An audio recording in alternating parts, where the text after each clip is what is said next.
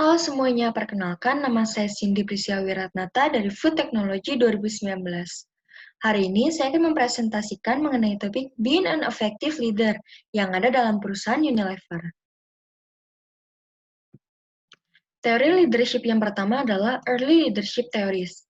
Teori ini mencangkup trait theories yang merupakan teori yang menganalisis sikap-sikap kepemimpinan yang berkaitan dengan aspek kepribadian, sosial, fisik, atau sikap-sikap intelektual yang membedakan seseorang yang menjadi pemimpin dan seseorang yang bukan pemimpin.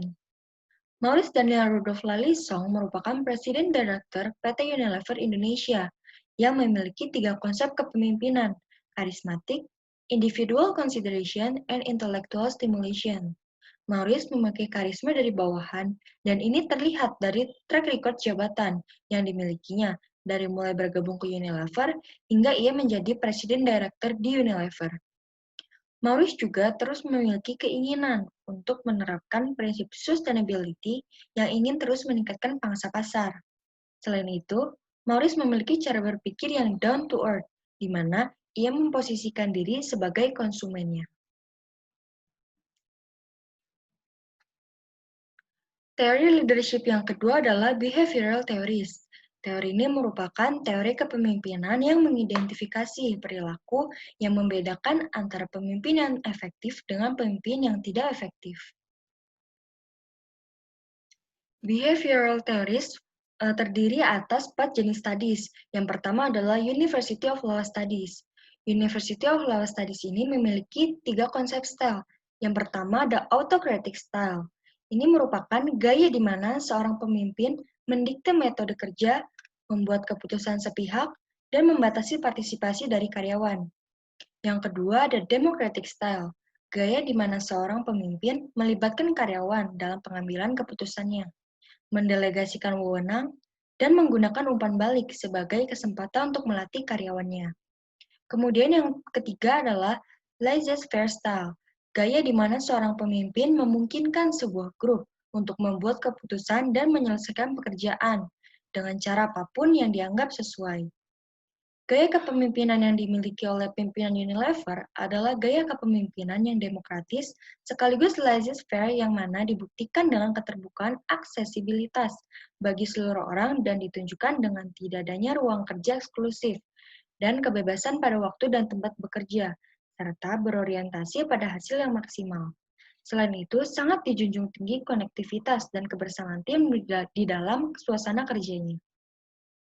Yang kedua ada Ohio State Studies, yang menunjukkan pemimpin biasanya dengan pertimbangan tinggi atau struktur tinggi pada umumnya, tetapi tidak selalu mencapai skor tinggi pada kinerja dan kepuasan tugas kelompok. Bukti menunjukkan bahwa faktor situasional tampaknya sangat mempengaruhi efektivitas kepemimpinan ini. Heman Bakshi dalam suatu wawancara bersama salah satu stasiun televisi Indonesia sering menyebutkan kata kami, dan itu menunjukkan bahwa ia sangat menjunjung tinggi konektivitas dan kebersamaan tim dalam suasana kerjanya. Kemudian ada University of Michigan Studies, di mana pemimpin yang berorientasi pada karyawan sangat terkait dengan produktivitas kelompok yang tinggi dan kepuasan kerja yang tinggi. Heman Bakshi lebih mengutamakan keberagaman tim untuk mencapai kesuksesan maksimal perusahaan. Ia lebih puas dan percaya akan adanya hasil yang lebih baik dapat diperoleh dari adanya keberagaman tim. Kemudian ada juga The Managerial. Teori manajerial perusahaan menekankan pada berbagai mekanisme insentif dalam menjelaskan perilaku manajer dan implikasi dari perilaku tersebut terhadap perusahaan dan perekonomian yang lebih luas lagi. Pada laporan berita Unilever Indonesia, perusahaan menunjukkan adanya pertumbuhan aset yang terus meningkat dari waktu ke waktu, yaitu dalam 35 tahun terakhir tepatnya, telah mengalami 110 kali lipat pertumbuhan aset. Hal tersebut mampu menunjukkan bahwa Heman merupakan sosok pemimpin yang berhasil membawa orang-orang di sekitarnya untuk dapat memajukan perusahaan Unilever ini. Teori leadership yang kedua adalah contingency theories leadership, yang mencangkup yang pertama adalah Hersey and Blanchard's situational leadership theory. Teori ini merupakan teori kontingensi kepemimpinan yang berfokus pada kesiapan pengikut, tepatnya mengenai sejauh mana pengikut memiliki kemampuan dan kemauan untuk menyelesaikan suatu tugas tertentu. Karakteristik Unilever adalah kelompok pemimpin yang matang dan percaya diri, yang dengan senang hati mendelegasikan tugas dan tanggung jawab, dan dengan demikian memanfaatkan yang terbaik dari karyawan mereka. Kemudian, ada juga PET Goal Model, di mana teori kepemimpinan yang menekankan bahwa tugas pemimpin adalah membantu pengikut dalam mencapai tugas mereka dan untuk memberikan arahan atau dukungan yang diperlukan untuk memastikan bahwa tujuan mereka sesuai dengan tujuan kelompok atau organisasi. Perusahaan memiliki sebuah program senior bernama Leaders into Action yang ditargetkan untuk mengembangkan perilaku yang selaras dengan model kompetensi dari Unilever sendiri. Program itu membuahkan hasil yang cukup nyata, yang terlihat dari hasil survei yang mengalami peningkatan. Teori leadership yang ketiga adalah Contemporary Views of Leadership. Contemporary Views of Leadership ini terdiri atas 5 konsep leadership. Yang pertama adalah Transactional Leadership, di mana pemimpin yang memimpin terutama dengan menggunakan pertukaran sosial atau transaksi. Pullman mengumumkan kompas visi yang bertujuan untuk menggandakan ukuran sekaligus mengurangi ukurannya jejak lingkungan dan meningkatkan dampak sosial positifnya. Uang muka dalam jumlah besar investasi hanya dapat diperoleh kembali dalam jangka panjang. Perkembangan masa depan merupakan faktor penting untuk perusahaan. Aspek negatifnya adalah fenomena ini membuat perusahaan persediaan modal tidak fleksibel. Ini dapat menyebabkan beberapa masalah investasi dalam jangka pendek. Kedua, kuat daya tarik intuitif telah melampaui modal transaksional tradisional, termasuk pertumbuhan pengikut, moral, dan nilai-nilai. Pada tahun 2013, 3 komitmen USLP baru diumumkan, yakni mendorong keadilan di tempat kerja, meningkatkan peluang bagi wanita, dan yang terakhir mengembangkan bisnis inklusif. Unilever berfokus pada tujuan sosial serta pengembangan dari bisnisnya. Kemudian yang kedua adalah transformational leadership. Teori ini merupakan pemimpin yang merangsang dan menginspirasi atau mengubah pengikut untuk mencapai hasil yang luar biasa. Unilever menawarkan banyak loka karya dan melatih karyawan mereka.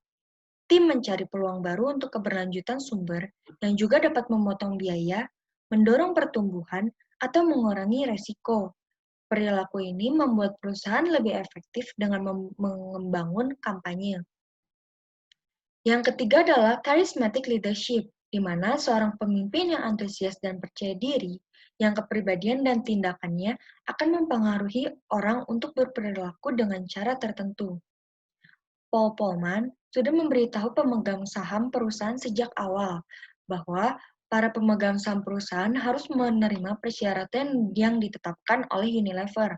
Kalau tidak, mereka harus mencari perusahaan lain untuk berinvestasi. Tidak ada laporan pendapatan kuartalan. Perusahaan akan fokus pada jangka panjang, dan itu berarti keberlanjutan akan sama pentingnya dengan bisnis sebagai sebuah keuntungan. Kemudian ada juga visionary leadership, kemampuan untuk menciptakan dan mengartikulasikan visi masa depan yang realistis, kredibel, dan menarik yang meningkatkan situasi saat ini. Strategi jangka panjang dan keberanian Paul Polman dalam menghadapi tekanan awal pemegang saham dikombinasikan dengan pandangan luar yang benar-benar global telah menginspirasi sebanyak 170.000 karyawan dari Unilever untuk mencari tujuan otentik dalam pekerjaan yang mereka tekuni. Polman membuat langkah cerdas dengan mengakui peluang luar biasa bagi Unilever untuk menjadi pemimpin pemikiran di antara perusahaan-perusahaan dunia, sambil membantu mengembangkan kontrak sosial baru yang akan berfokus pada perubahan iklim dan ketidaksetaraan.